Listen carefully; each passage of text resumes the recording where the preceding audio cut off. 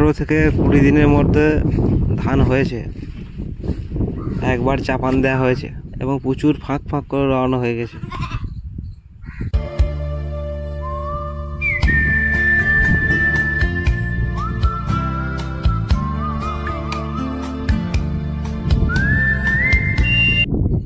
ধান গাছ দেখে বন্ধুরা কি বুঝলে সেটা কমেন্টে অবশ্যই জানাবে।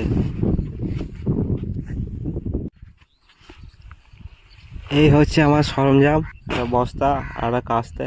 আমি ভাবছি এই আলটায় কাটবো। এই আলটায় মোটামুটি ঘাস রয়েছে। ঠিক আছে বন্ধুরা,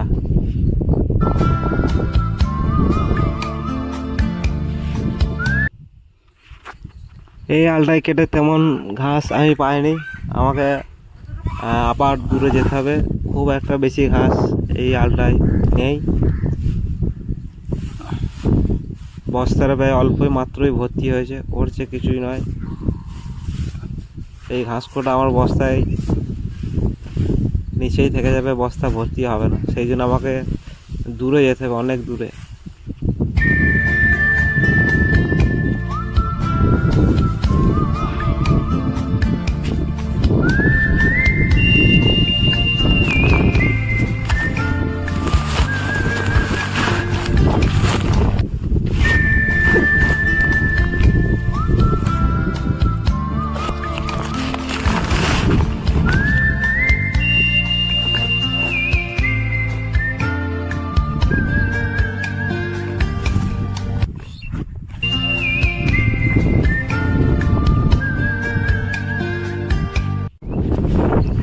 এত দূরে যাওয়ার জন্য আমি রেডি হলাম এবং আলপথ ধরে ধরে হাঁটছি, ভিআইপি রাস্তা ধরে।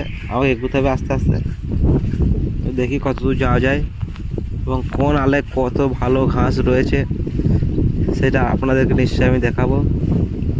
আপনারা শুধু সঙ্গে থাকুন।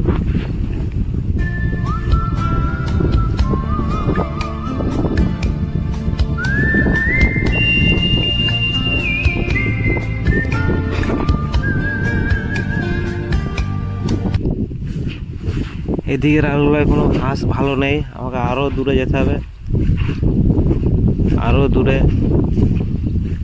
তাহলে আমার কম টাইমের মধ্যে বেশি ঘাস আমি পেতে পারি।